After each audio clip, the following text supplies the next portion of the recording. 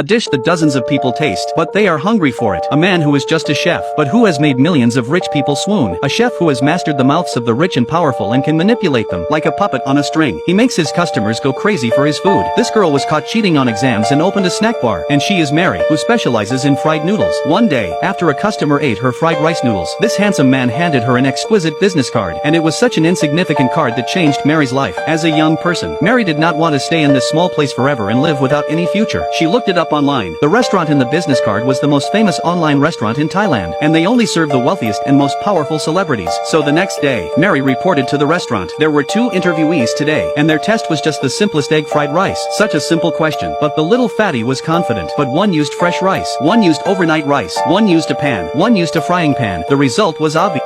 Chef Paul just sniffed Mary's fried rice. He didn't even touch the little fatty's fried rice, and the little fatty was swept out of the house. Mary was accepted and stayed, but before Mary could rejoice, the chef asked Mary to cut the world's best 6A steak, because the restaurant will be hosting a banquet for the big shots in the business and political world. But Mary couldn't cut the best snowflake beef no matter how she cut it.